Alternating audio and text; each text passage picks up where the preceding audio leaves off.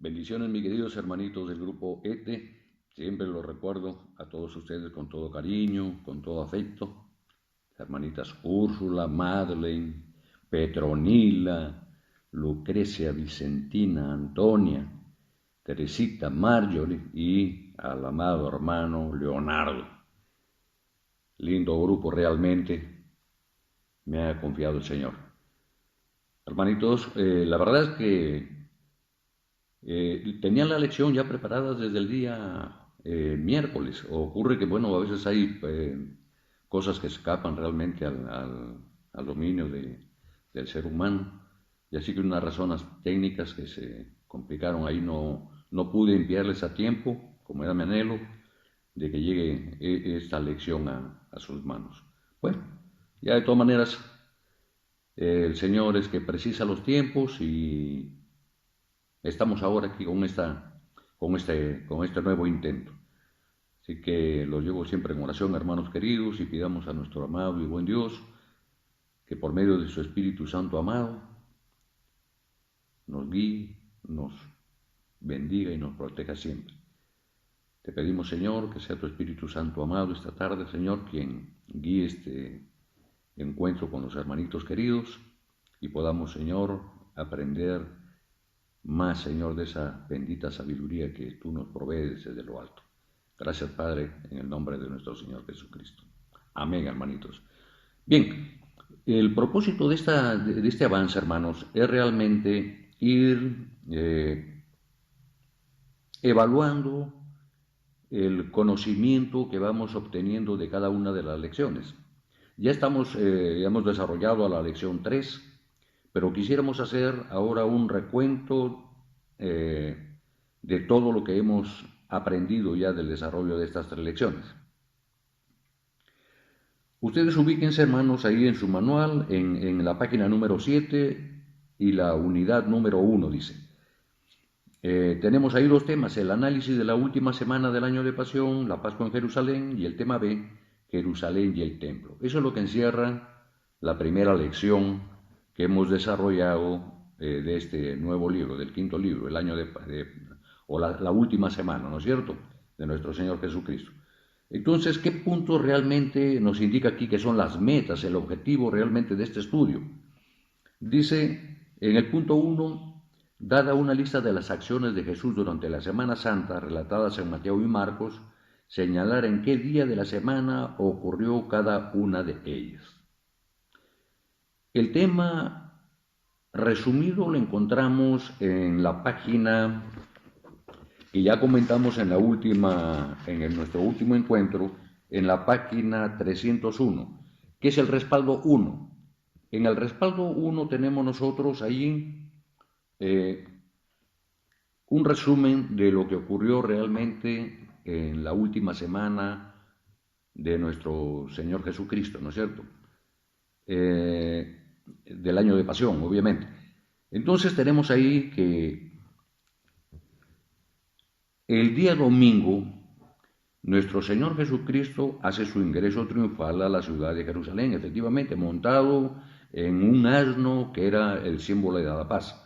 Efectivamente, ya hemos explicado en oportunidades anteriores que quien entraba a una ciudad, no necesariamente Jerusalén o alguna otra, cuando entraba ya en condiciones o cuando entraba en un pollino de asno, era gente pacífica, y que no venía pues con otro propósito más que era un ciudadano humilde realmente, ¿no? Y bueno, la presencia de un personaje a caballo y con armadura pues ya era otra, digamos, la explicación, ¿no es cierto? Seguramente venía con un propósito de someter a un pequeño pueblo, someter e imponer autoridad por medio de la fuerza. Ya lo hemos explicado también, esto no nos vamos a detener ahí. Entonces el Señor, en resumen, hace su ingreso triunfal, ahí cumpliéndose, por supuesto, la profecía de Zacarías, ¿no es cierto? 9:9. Entonces, en el día domingo, el Señor entra efectivamente a la ciudad de Jerusalén y recuerden ustedes pues, que le tendían palmeras, mantas y se escuchaban pues gritos de júbilo, ¿no? Hosana, el que viene en nombre del Señor, ¿no? Hosana, hijo de David. Y estas expresiones que, bueno, denotaban efectivamente el reconocimiento a Jesucristo como el Hijo de Dios. Una situación que ya hemos conocido, realmente duró muy poco tiempo, pues, porque hubo una serie de sucesos que cambiaron el escenario. El Señor Jesús efectivamente entró, hizo su ingreso triunfal, visitó el templo, hizo una reflexión personal ahí, vio las condiciones de la estructura del templo y se retiró al lugar donde ya él había establecido como punto estratégico para esta última etapa, que bien sabemos ya, es la ciudad de Betania, que está muy cerca de Jerusalén, que es ahí donde viven sus grandes amigos, María, Marta y Lázaro. Muy bien. El día lunes o al día siguiente, nosotros ya tenemos en nuestra mente hecho importante como que el que Jesús maldice la higuera estéril, que era el símbolo de la nación judía. Esto lo relata Marcos 11, 12, 14. Entre los evangelios de Mateo y Marcos hay un pequeño detalle, pero realmente que es intrascendente para el propósito de nuestro estudio. Que haya sido el día lunes o el día martes en que el Señor maldijo la higuera, no tiene mayor relevancia. Simplemente lo que sí tiene importancia, digamos, el significado, qué significaba la higuera, ¿no? Sabemos que la higuera era el símbolo de la nación judía, como lo explica Marcos. Y profundizaremos sobre este tema de la higuera un poco más adelante. El segundo tema respecto al día lunes es que Jesús purifica el templo como símbolo de la necesidad de purificar el corazón. Obviamente el Señor, al notar en el templo las condiciones en que estaba, es decir, la gente que me rodeaba ahí, que eran cambistas, mercaderes y cosas que ofendían, digamos, el espíritu de nuestro Señor Jesucristo, que él sí comprendía y con toda razón que la casa de su padre siempre debía ser considerado como templo de oración. Ese es el verdadero sentido. Entonces, el Señor se molestó y simplemente lo sacó de una manera brusca, ¿no? Porque era una ofensa realmente para nuestro buen Dios. Esta reseña la encontramos en Marcos 11, 15, 19, ¿no es cierto? Pero el verdadero propósito del Señor Jesucristo, aparte del hecho físico de sacar a los mercaderes, era que ellos supieran, que los judíos supieran realmente que era necesario un cambio, que era necesaria la purificación del interior del ser humano. ¿No es cierto? Ese era realmente el propósito de nuestro Señor. Era hacer entender que lo que era necesario era realmente renovar el amor, la entrega de su corazón y la fidelidad al Señor. Esa es la forma como el Señor espera que nosotros le sirvamos realmente. Estos hechos ocurrieron el día lunes. El día martes dice la discusión en el templo con los líderes judíos y Jesús denuncia a los fariseos. Efectivamente, el día martes fue un día de mucha batalla para el Señor Jesucristo.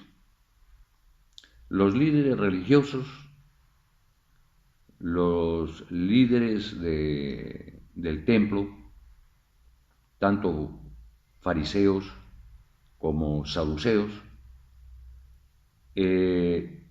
entendemos que trataban de alguna manera de tenderle trampas al Señor. Increíble. Bien sabían ellos que ya el Señor había hecho muchísimos milagros en Galilea, había obrado en la resurrección de su amigo Lázaro, hechos que ya eran conocidos ahí en Jerusalén. Y dolorosamente no aceptaban que estaban ante la presencia justamente del Mesías, prometido desde 700 años atrás y mucho antes.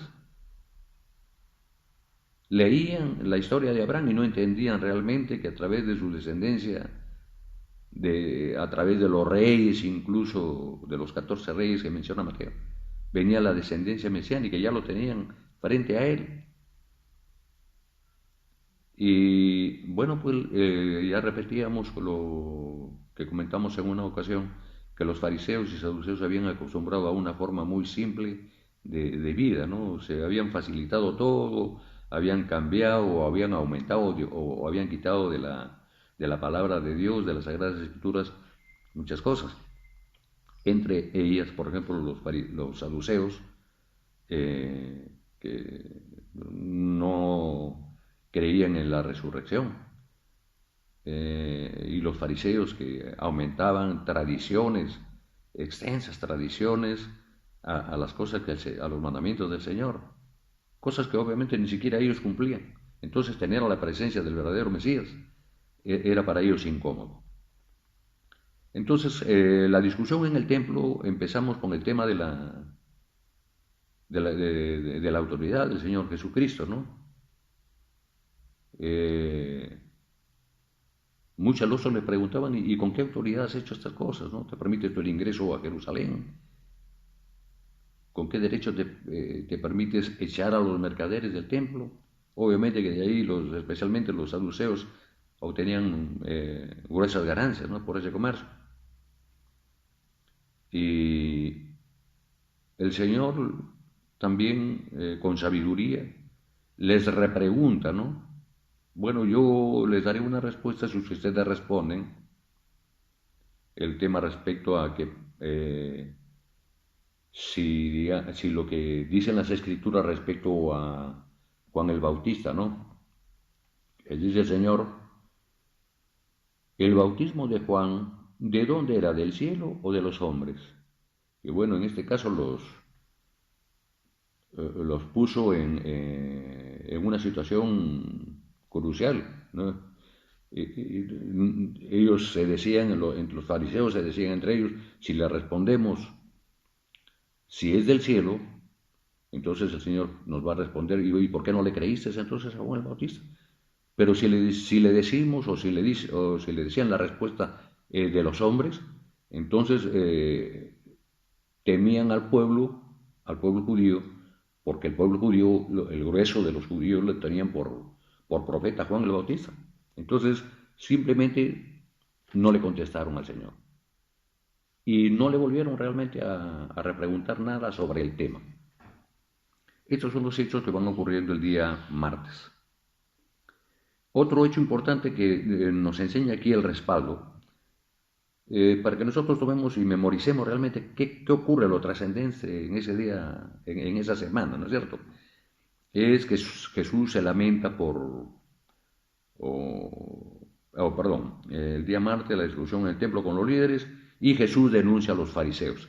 La denuncia a los fariseos lo hemos visto ya en el capítulo 22, si no me equivoco, en el capítulo 23, para ser exactos. Jesús acusa a escribas y fariseos. Recuerden ustedes